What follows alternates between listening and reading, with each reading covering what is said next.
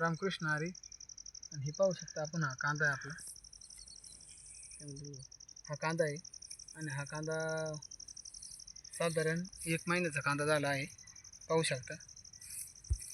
आणि कांदा लावताना कधी बी कांदा लई दाट लावायचा नाही. कांद्यामध्ये 4-4, 5-5 बोटाचा अंतर ठेवायचं आहे, कारण जेणेकरून कांदा आपला साईज बनली पाहिजे कांद्याची. आणि ज्या वेळेला आपण हे रान तयार केलं आहे कांद्याचं, त्यावेळेला कोंबड खत आणि शेणखत आपण मिक्सिंग त्याला टाकलं आहे. टाकल्यानंतर कांद्याची लागवड केली. लागवड केल्यानंतर आपण आंबवण्यालाच त्याला खत मारलं आहे, पाहू शकता आपण. 10-26-26 हे पहा, 10-26-26 पहिला डोस टाकला आहे.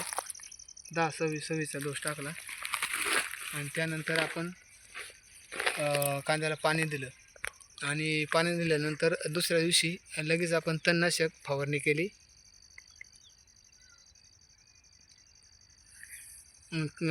तणनाशक मारल्यानंतर पाहू शकता आपण, हो का, अजिबात रानामध्ये गवत नाही राहिलं, काय नाही. पाहू शकता, अजिबात गवत नाही राहिलं, गोल आणि टारगा. हो.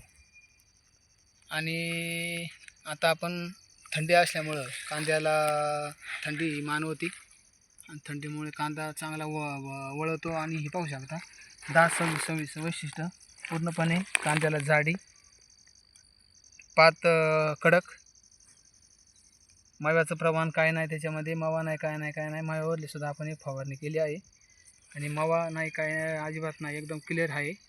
पण थोडं नॉर्मली शेंडाचे थोडा नॉर्मल हे झालेलं आहे, तर आपण दुसरी फवारणीमध्ये करून पात अशी एकच नंबर सरळ झाली पाहिजे. अशा पद्धतीने कांद्याचं आपण नियोजन केलं आहे.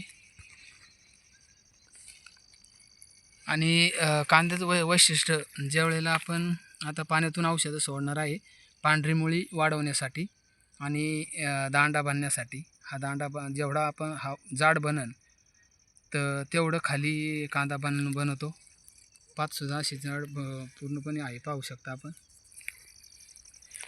आणि कांद्याला आता आपण पूर्णपणे म्हणजे पाण्याचा ताण टाकला आहे थंडीमुळं, आणि आपण अजून 4 ते 5 दिवसांनी कांद्याला पाणी टाकणार आहे. अशा पद्धतीने पहिल्या डोसाचं कांद्याचं नियोजन आपण 10-26 टाकले आहे. आणि ज्या वेळेला कांद्याला आपण गावरान कांद्याला लवकरात लवकर खत टाकतो, तर लवकरात लवकर कांदा बनायला सुरुवात होती.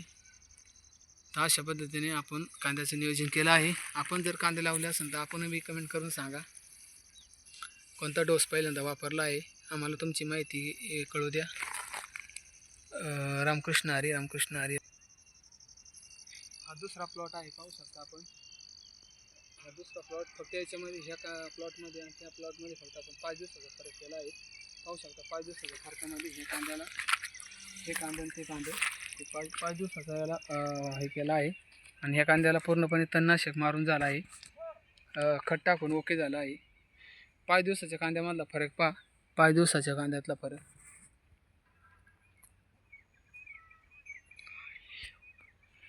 साठी महत्त्वाचं कारण काय आहे, कांदा हा ठेवता येतो आपल्याला. आणि हा कांदा आपण हा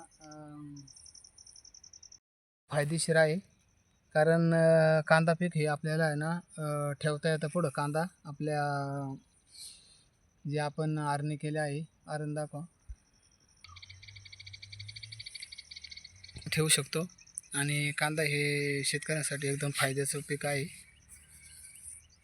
आणि त्यानंतर ज्या वेळेला योग्य भाव येईल त्यावेळेला कांदा आपण त्या आरणीतून, म्हणजे कांद्याची आपण चाळ साठवण्यासाठी कांदा करतो.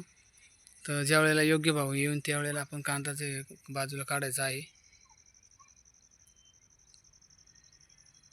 रामकृष्ण हरी. आणि व्हिडिओ आवडल्यास चॅनलला सबस्क्राईब करा, बेल आयकॉन प्रेस करून डबल टच करा, स्क्रीनला लाईक होते. धन्यवाद. सर्वांनी सपोर्ट करा आणि सर्व शेतकऱ्यांना माझा नमस्कार. आपल्या जरी कांदा जरी असेल तर आपण पहिला डोस काय मारला आहे आणि दुसरा जो मारणार आहे आपण दुसऱ्या वेळेला आपण ब्लॉक टाकणार आहे. ब्लॉकमध्ये आपण सांगणार आहे आपण दुसरा डोस कोणता मारला, आपण फवारणी कोणती केली, माव्यासाठी कोणती फवारणी असते, सर्व काही माहिती आपण त्यामध्ये देणार आहोत. रामकृष्ण हरी, रामकृष्ण हरी.